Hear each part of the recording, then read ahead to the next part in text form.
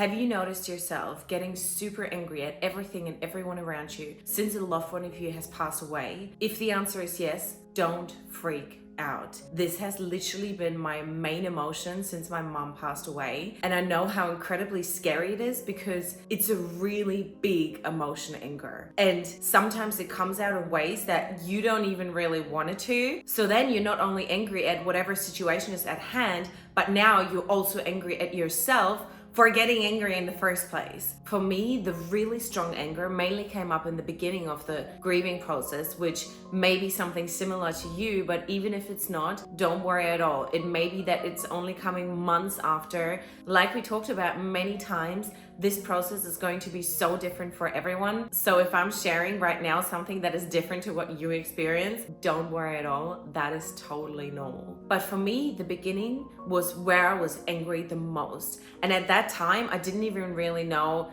why it was like that or where it came from. Obviously, after a while, I figured out it must have something to do with my mom passing. But if you're in the situation and there's so many things that are happening and you have so many people to talk to and there's just so many emotions, you really at first don't understand. So if that is where you're at right now, I can guarantee you that it is coming from your loved one passing away. And even if you're generally speaking not an angry person, which I wasn't at all, and now I find myself sometimes, even now, after 10 months almost later, I find myself wanting to squeeze things really hard. Or for example, I did a boxing class with my dad because he's a boxing coach. And let me tell you, I was hammering that punching bag like you have not seen before. And it was really therapeutic, to be honest. So I can highly recommend you find a punching bag and just go absolutely crazy at it, because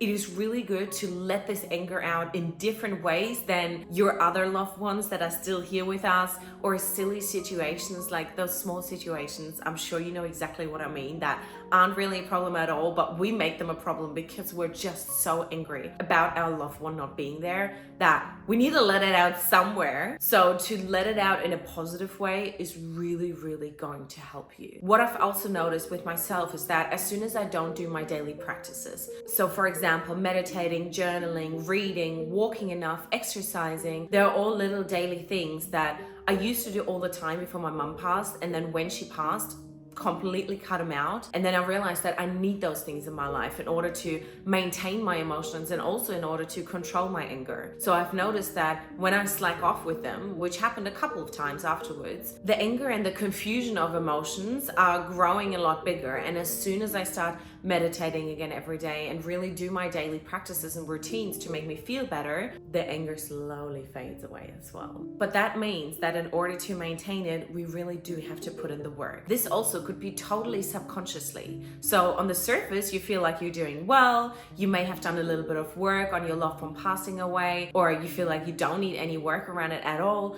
and so you're just feeling good. But then all of a sudden you start lashing out at people, or there's little situations where you get really frustrated. Chances are super high that it is coming because of what happened. Let's talk about the things that we can do in order to get rid of this anger, because you know it's not nice, I know it's not nice, and we don't want to feel angry all the time, because yes, this situation is really horrible and I wish nothing more for my mom to be there again, but at the end of the day, those people, they will not come back, and we have to find a way to deal with it and to still be happy in our lives, because we can't just throw away our entire lives just because of one experience that we've been through.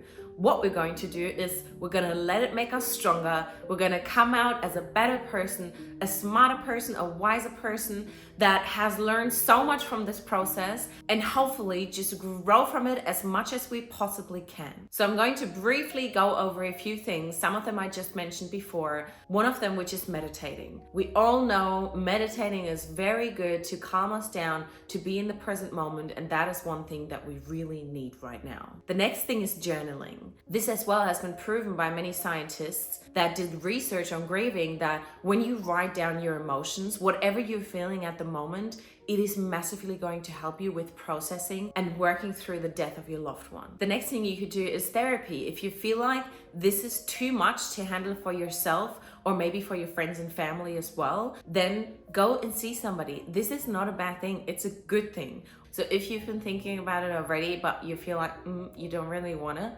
just do it. It's going to be amazing. Or alternatively, you can just talk to a friend or to a family member, and hopefully they will be able to comfort you a little bit. I know that they may not be able to change your emotions towards it at all, but sometimes just talking about it is all that we need. Less social media.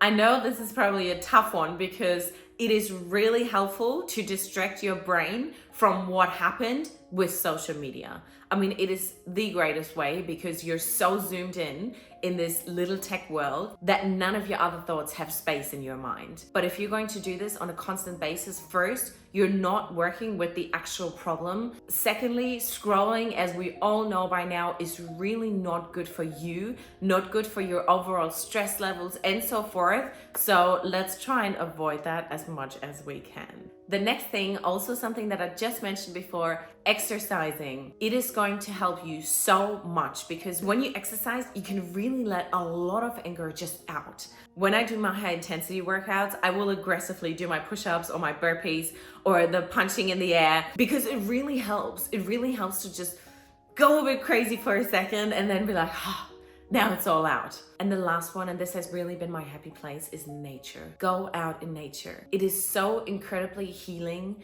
and there's so much energy to be taken from the trees and the plants and the animals and everything that is so beautiful in nature.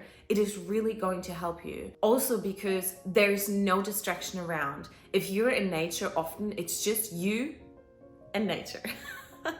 And I just feel like that's a place where you can really let go of your thoughts without any distractions whatsoever. And sometimes that is really what we need throughout this process. I know that it's incredibly scary to have an emotion that is this big and this negative. Just make sure that you are taking care of it in the right ways. And if you've been struggling with how to work through this grieving process at all, then check out this video right here because afterwards you will know exactly what to do.